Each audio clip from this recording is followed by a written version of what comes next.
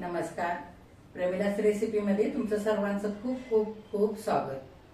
आज आपण प्रेमिलास रेसिपीमध्ये नाश्त्यासाठी मटार मसाला पराठे तयार करतोय. करायला अगदी सोपे आहेत, झटपट तयार होतात. आज इथे मी मटार मसाला पराठे थोडेसे वेगळ्या पद्धतीने करून दाखवलेले.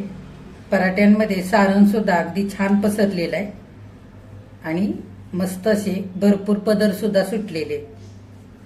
पराठे अगदी छान असे खमंग झालेले.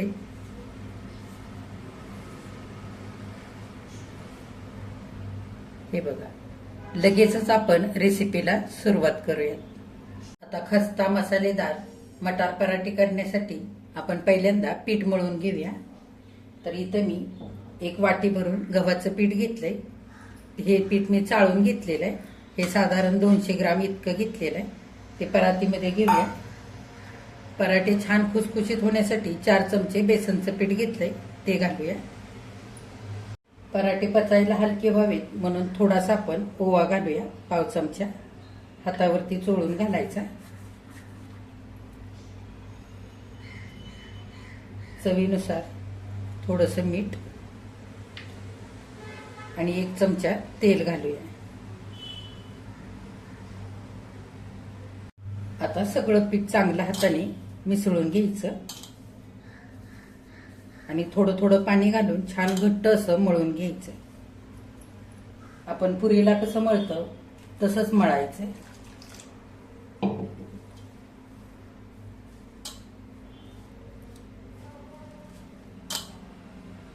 आता पीठ मी इथं चांगलं घट्ट मळून घेतलेलं आहे. थोडंसं तेल घालायचं वरून चमच्याभर आणि एकदा चांगलं हाताने मळून घ्यायचं. पीठ तेल लावून चांगलं मळून घेतलंय. आता वाटीमध्ये एका छोट्याशा झाकण घालून 10 मिनिटांकरता मुरण्यासाठी ठेवून देऊया. सारण करण्यासाठी पॅन गॅसवरती ठेवलेला आहे. पॅनमध्ये 2 चमचे तेल घालूया.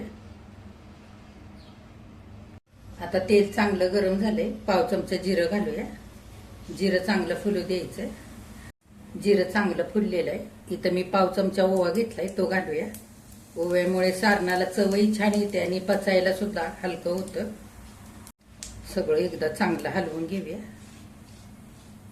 थोडासा हिंग घालायचा. आता इथे 1 चमचा भरून आलं, लसूण आणि मिरचीचा ठेचा घेतलाय, तो घालूया. तुमच्या आवडीनुसार तुम्ही कमी जास्त इथं घालू शकता. ठेचा चांगला परतवून घ्यायचा तेलावरती.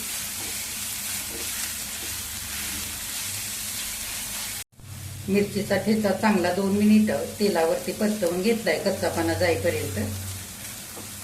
आता त्याच्यामध्ये 1/2 चमचा हळद घालूया.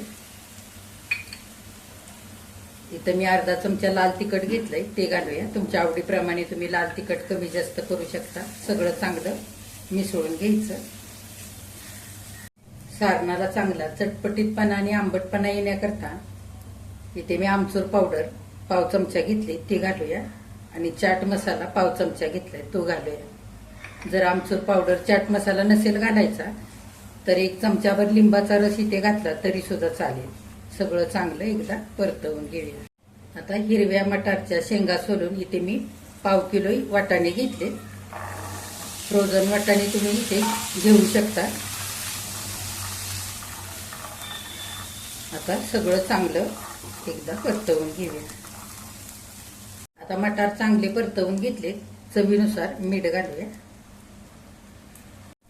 मीठ आता सगळं चांगलं आपण एकजीव करून घेऊया.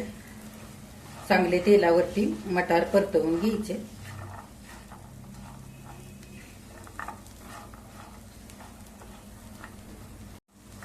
आता मिनिटभर चांगले मटार परतवून घेतलेले. 2 ते 3 मिनिटाकरता बारीक गॅस करून झाकण घालूया. छान वाफ काढूया. आता 2 ते 3 मिनिटं झालेली आहेत. झाकण उघडूया. चांगले आपण मटार परतवून घेऊया.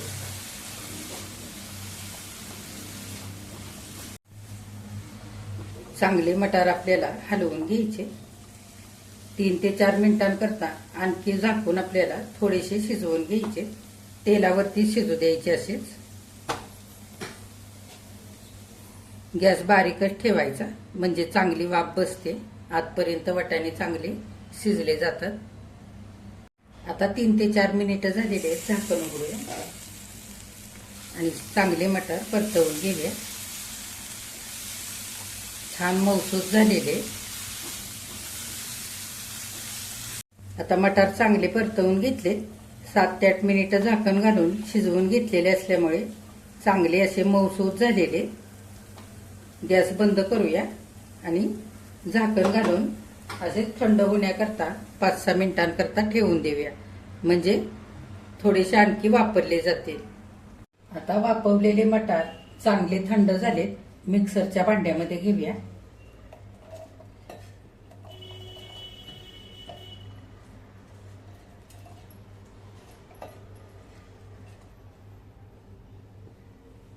आता हे मटार बिना पाणी घालता अगदी बारीक असे वाटून घ्यायचे. आता इथे मी मटार असे बारीक वाटून घेतलेत. आपण एका ताटामध्ये काढूया. अगदी बारीक वाटून घ्यायचे. जाडसर जर राहिले तर पराठे लाटताना फुटतात, त्याच्यासाठी.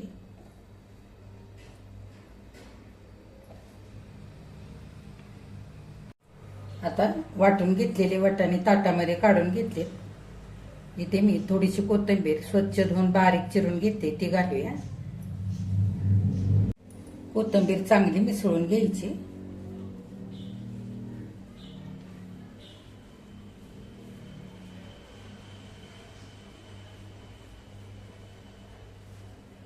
आता मळून ठेवलेलं पीठ सुद्धा आपलं छान मुरलेलं आहे.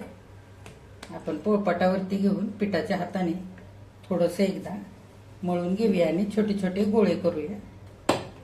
पीठ मळताना थोडंसं मी घट्टच मळलं होतं. मळतानाच घट्ट मळायचं, म्हणजे फार सैल होत नाही नंतर. आणि काय होतं, फार सैल जर पीठ मळून घेतलं तर खूप वेळ पराठे राहिले तर सारणाला थोडंसं पाणी सुटतं आणि पराठे अगदी मऊसूत होऊन जातात. तर तसं न होण्याकरता पीठ मळताना थोडंसं घट्टच मळून घ्यायचं, म्हणजे पराठे छान शेवटपर्यंत खुसखुशीत राहतात. आता पिठाचे असे 5 गोळे तयार झालेले. एक गोळा मी इथे पोळपाटावर घेतलेला आहे. पिठामध्ये गुळवून घ्यायचा आणि हलक्या हाताने लाटून घ्यायचा. गोल छान चपाती लाटून घ्यायची आपल्याला. हे बघा, मी अशी पातळ चपाती लाटून घेतलेली. आता मी थोडंसं वेगळ्या पद्धतीने आज तुम्हाला इथे पराठे करून दाखवते. हे बघा, मध्य भागापासून असं कापून घ्यायचं. आता पराठे छान खमंग होण्याकरता असं चपातीला थोडंसं तेल लावून घ्यायचं, किंवा तुम्ही आता सारण पसरवून घ्यायचं.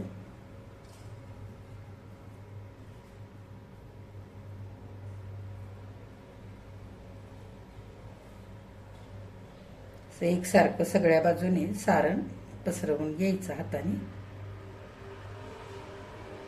आता हे सारण चांगलं उलट नेणे असं पसरवून लावून घ्यायचं चपातीला. असं हलक्या हाताने पसरवून घ्यायचं.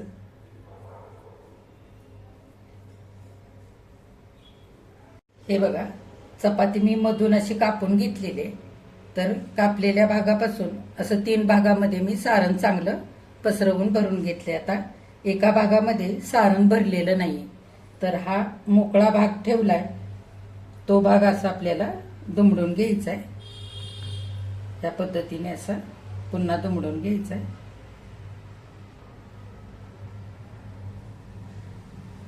पुन्हा असा दुमडून घ्यायचा आणि हा पराठा असा त्रिकोणी तयार करायचा. हे बघा,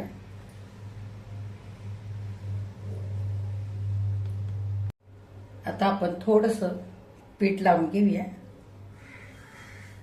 दोन्ही बाजूने चांगलं पीठ लावून घ्यायचं. आता हलक्या हाताने पराठा लाटून घेऊया.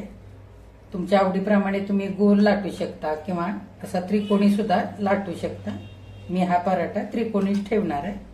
थोडासा जाडसरच ठेवायचा, फार पातळ करायचा नाही. हे बघा, आता इथे आपला त्रिकोणी पराठा छान असा लाटून झालेला आहे. फार मी पातळ लाटलेला नाहीये, चपातीपेक्षा थोडासा जाड ठेवलाय. आता आपण भाजून घेऊया. आता पराठे भाजण्यासाठी इथं मी तवा गॅसवरती ठेवलेला आहे. तव्याला थोडंसं तेल लावून घ्यायचं किंवा तुम्ही इथे तूपही लावू शकता. आता तव्यावरती पराठा आपण भाजण्यासाठी घालूया. गॅस मध्यम करून छान पराठा आपल्याला दोन्ही बाजूने मस्त असा खुसखुशीत खरपूस होईपर्यंत भाजून घ्यायचा आहे. आता मिनिटभर एका बाजूने चांगला पराठा भाजलेला आहे. आपण उलटवून घेऊया.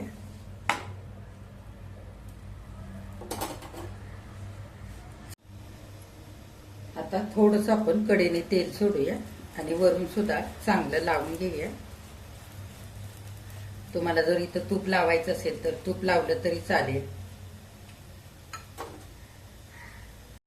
आता पराठा उलटवून दुसऱ्या बाजूने सुद्धा चांगलं तेल लावून घेऊया.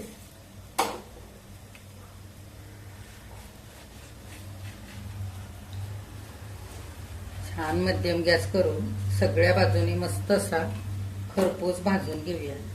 असा हलक्या हाताने बघा दोन्ही बाजूनी सुद्धा छान असा खरपूस भाजलेला आहे. काढून घेऊया आणि ह्याच पद्धतीने बाकीचे सुद्धा पराठे करून घेऊया. आता हा पराठा आपण जाळीवरती काढूया. हे बघा असा मी पराठा जाळीवरती काढून घेतलेला आहे. जाळीवरती ठेवायचा थोडा वेळ, पूर्ण गरम वाफ जाऊ द्यायची आणि नंतरच एखाद्या भांड्यामध्ये किंवा टोपल्यामध्ये ठेवायचा.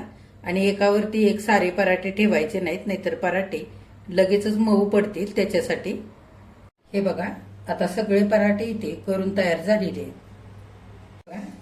खमंग खुसखुशीत मटार पराठे इथे करून तयार झालेले आहेत खाण्यासाठी. किती छान झालेत बघा. चवीला सुद्धा खूपच मस्त झालेले आहेत. असे पराठे तुम्ही मुलांच्या शाळेच्या डब्याला सुद्धा बनवून देऊ शकता. हे पराठे तुम्ही दह्यासोबत, हिरव्या चटणीसोबत खाऊ शकता किंवा खायच्या चटणीसोबत, मिरची शेंगदाण्याच्या चटणीसोबत, लोणच्यासोबत सुद्धा हे पराठे खायला खूप मस्त लागतात. किंवा नुसते जरी पराठे खाल्ले ना तरी सुद्धा खूप छान लागतात. तर तुम्ही सुद्धा असे मटार पराठे नक्की करून बघा. तुम्ही केल्यानंतर ते कसे झालेत ते कमेंट करायला अजिबात विसरू नका. आजची जर रेसिपी आवडली असेल तर एक लाईक सुद्धा करा. जे कोणी आता माझ्या रेसिपीज नव्याने बघत आहेत त्यांनी माझ्या चॅनेलला जरूर सबस्क्राईब सुद्धा करा.